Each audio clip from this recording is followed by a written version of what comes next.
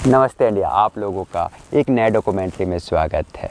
वैसे तो इस डॉक्यूमेंट्री में हम नेपाल के बारे में जानेंगे, नेपाल की कल्चर को जानेंगे और नेपाल को किस प्रकार से एक्सप्लोर किया जा सकता है इसके बारे में जानेंगे। वैसे तो नेपाल हमारा भारत देश का पड़ोसी देश है, छोटा सा पहाड़ी देश है जो हमारा भारत के उत्तर में स्थित है। वैसे हमारा इंडिया से बिहार, उत्तर प्रदेश, उत्तराखंड, पश्चिम बंगाल और सिक्किम से सटा हुआ है। वैसे नेपाल में प्रवेश करने के लिए बहुत सारे पासेस हैं, दर्रा हैं, साथ में हम बॉर्डर से भी नेपाल प्रवेश कर सकते हैं। वैसे उत्तर प्रदेश में सनौली बॉर्डर है, बिहार में रक्सौल बॉर्डर से भी आप नेपाल में प्रवेश कर सकते हैं और नेपाल को एक्सप्लोर कर सकते हैं, वहाँ के कल्चर को जान सकते हैं कि कैसा है हमारा भारत का पड़ोसी देश नेपाल।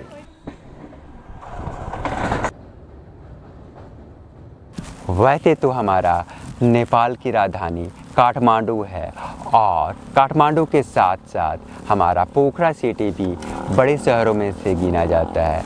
यह सिटी भी वास्तव में बहुत ही खूबसूरत है। साथ ही साथ आप काठमांडू को एक्सप्लोर करने के साथ साथ पोखरा को एक्सप्लोर कर सकते हैं, सोरहा को एक्सप्लोर कर सकते हैं और मुक्तिनाथ को भी एक्सप्लोर कर सकते हैं। वैसे छोटी छोटी सिटी बहुत सारे हैं, बस हमारा काठमांडू और पोखरा ही सबसे ज़्यादा फेमस है और साथ में सोरहा भी। वैसे हम रांची, झारखंड से किस प्रकार से नेपाल को एक्सप्लोर कर सकते हैं इसके बारे में जानेंगे। वैसे आप रांची गोरखपुर मौर्य एक्सप्रेस पकड़ के सीधे गोरखपुर आ सकते हैं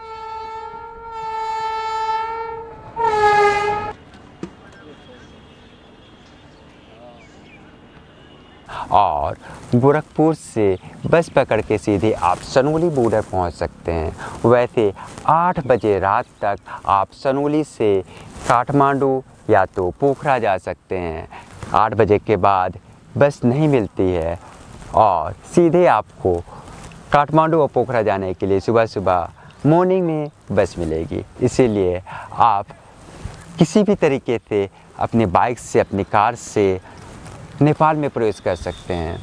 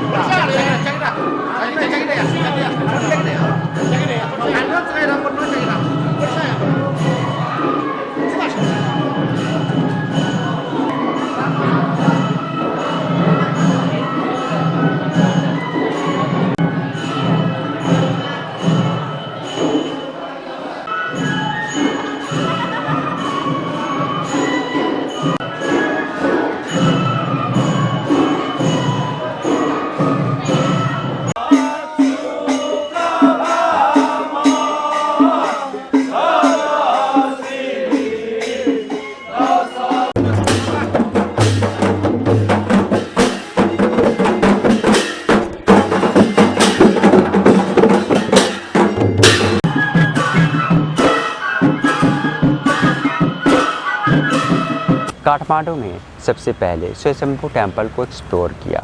वास्तव में गौतम बुद्ध के जो प्रतिमा है यहाँ पे वास्तव में देखने लायक है।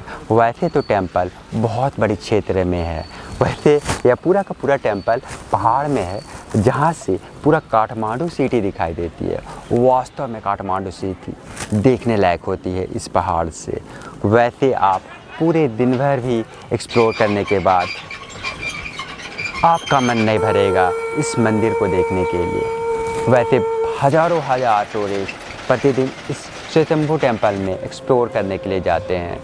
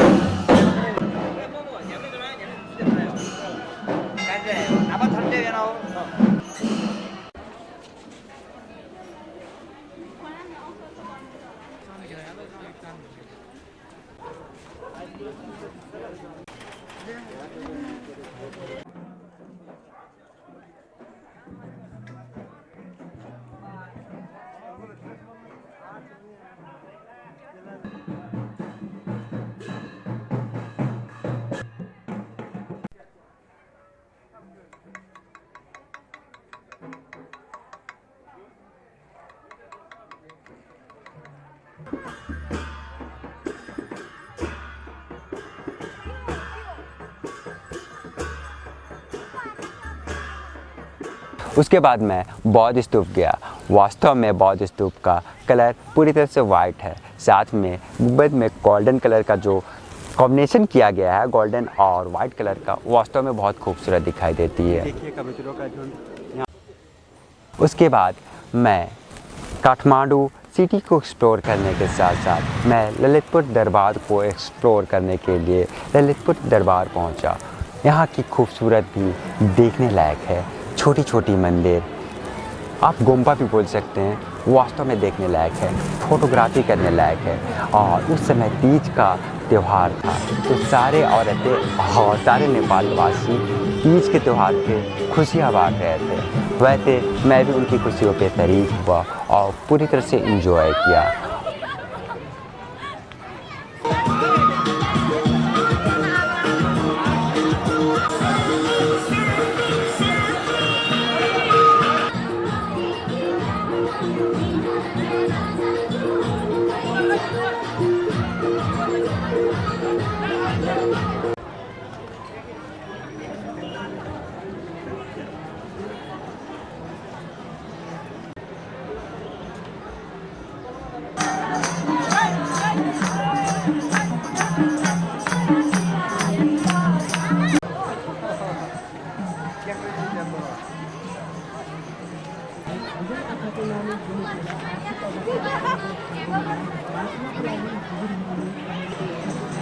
उसके बाद मैं फिर से काठमांडू सिटी को एक्सप्लोर करने के साथ ही मैं सीधे सोरहा वापस आया और सोरहा में एक्सप्लोर किया चितवन नेशनल पार्क। वास्तव में चितवन नेशनल पार्क बहुत बड़ी नेशनल पार्क है। मैं 2 दिन तक यहाँ एक्सप्लोर करने के बाद देखिए बहुत सारे फॉरेनर्स थारू विलेज में घूमने के लिए आए हैं। अगर आप चितवन नेशनल पार्क आते हैं, सोरहा आते हैं, तो मात्र सोरहा से 2 किलोमीटर की दूरी पे है या थारू गांव। दीवार मिट्टी का है और देखिए उनके बकरियां। क्या नाम है बोलो? अहाना। क्या? दराई। वैसे सोरहा में थारू ट्राइब का गढ़ है। आपको अगल बगल थारू ट्राइब के गांव देखने के लिए मिलते हैं, उनका कल्चर देखने के लिए मिलता है। और शाम में सोरहा में थारू कल्चर दिखलाया जाता है। छोटे छोटे बहुत सारे प्लेसेस हैं, वहाँ पे थारू डांस चलती है।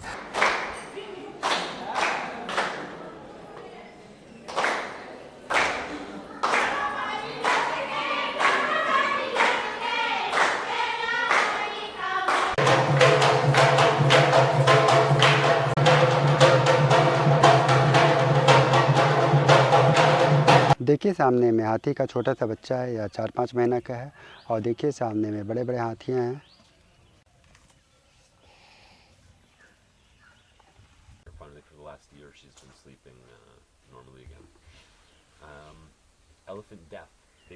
और ये उनकी माँ है।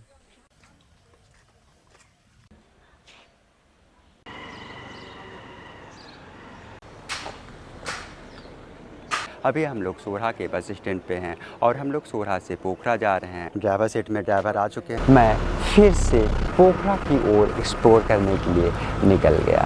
वैसे तो पोखरा सिटी भी काठमांडू की तरह ही खूबसूरत है। वैसे नेपाल में भी ऐसी खूबसूरत लेक देखने के लिए मिलते हैं, जो वास्तव में बहुत ही खूबसूरत है। देखिए कैसा नज़ारा है लेक का, आपके मन को मोह लेती है। फेवा लेक हो गया, सीता लेक हो गया, और उसके बाद बैंगस लेक हो गया। इधर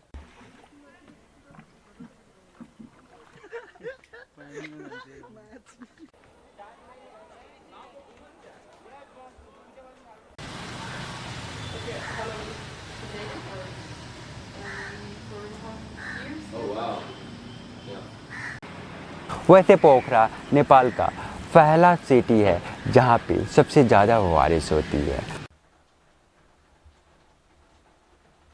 पोखरा नेपाल का फेमस टूरिस्ट प्लेस है और फेवा लेक पोखरा सिटी की खूबसूरती में चार चांद लगा देती है। वास्तव में फेवा लेक बहुत ही खूबसूरत है।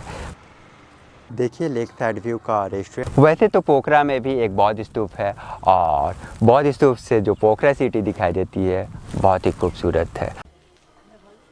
उसके बाद मैं शिव टेम्पल गया और शिव टेम्पल भी सबसे ऊंचे पहाड़ पे बसा हुआ है और वहाँ से भी पोखरा सिटी बहुत ही खूबसूरत दिखाई देती है और साथ में वहाँ से अन्नपूर्णा की जो रेंज दिखाई देती है वास्तव में बहुत ही खूबसूरत है, देखने लायक है।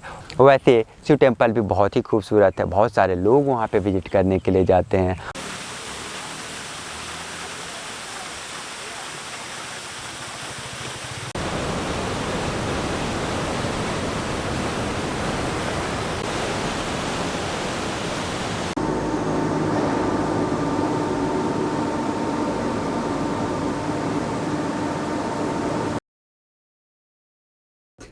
पाँच से 6 मिनट हो चुकी हैं और नज़ारा तो बहुत ही खूबसूरत नज़ारा है। उसके बाद मैं सारनकोट गया और सारनकोट भी बहुत ही खूबसूरत है और सारनकोट टॉप से जो अन्नपूर्णा रेंज की जो पहाड़ियाँ दिखाई देती है बहुत ही खूबसूरत दिखाई देती है, एकदम सफ़ेद चादर की तरह दिखाई देती है। यहाँ पे मकालू कंचनजंगा की पहाड़ियाँ साफ साफ देखी जा सकती है और इस टॉप से भी आप पोखरा सिटी को देख सकते हैं, बहुत ही खूबसूरत दिखाई देती है। इधर धौलागिरी की पहाड़ियाँ हैं, नीलगिरी की पहाड़ियाँ हैं और यहाँ से अन्नपूर्णा की पहाड़ियाँ दिखाई दे रही हैं, इधर भी दिखाई दे रही हैं, इधर मनसालू की पहाड़ियाँ दिखाई दे रही हैं, हल्की हल्की दिखाई दे रही हैं। यहाँ पे देखिए सामने में एक शिवा टेम्पल भी है, इसका राजघराना। बाहर में पूरी तरह से बादल आ चुकी है। देखिए गाँव मिलेगी ना, गाँव से मिलेगी ना बीच रोड में, बीच में जंगल है। उसके बाद हेलो कुछ बोलो, ये कौन सा गांव है, कौन गांव है ये? चलो बाबू सारनकोट से मैं जब वापस आ रहा था तो उस समय हम लोग नेपाली बुजुर्गों के घर में प्रवेश किया। खाते हैं चावल बहुत महंगी है और मैं बुजुर्गों से बात किया कि आप हमारे लिए खाना बना सकते हैं, तो ये बुजुर्ग खुशी से मान गए और हमारे लिए लगभग 1 घंटा में खाना बना दिए। वैसे खाना बहुत सिंपल था लेकिन टेस्टी बहुत ज़्यादा था। जो हम लोग भूखे थे हमारा भूख मिट गया। ऐसा खाना परोसते हैं नेपाली लोग।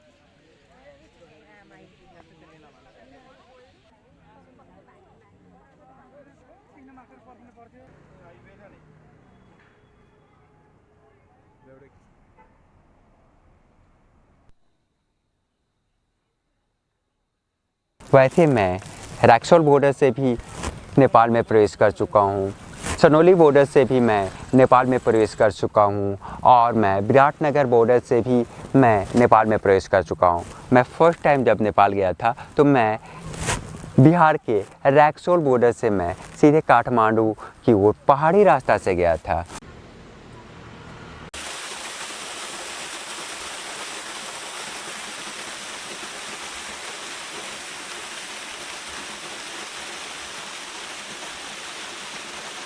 वैसे माड़ी में भी छोटे छोटे बहुत सारे खूबसूरत गांव हैं। वैसे मैं यहाँ पे 2 दिन ठहरा था और यहाँ के लोगों से मिला था और यहाँ के कल्चर को मैंने जाना। उसके बाद मैं पोखरा से सीधे माड़ी आ गया। वैसे तो माड़ी हमारा सोहरा से साउथ में पड़ती है, वैसे ये तराई का इलाका है।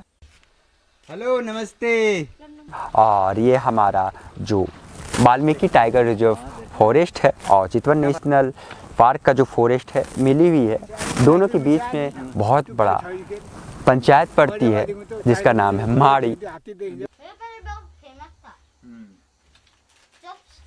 हाँ नमस्कार, कैसे हैं? कैसे हैं? बस ठीक है। यानी आप? मैं भी ठीक हूँ बस रांची से। यानी अभी आप खाना खाया? हाँ खाना वाना खा लिया हम। नहीं, जो करते हैं हम लोग खिलाए वो करके जाते हैं। नहीं बोला आपने भैये, आपने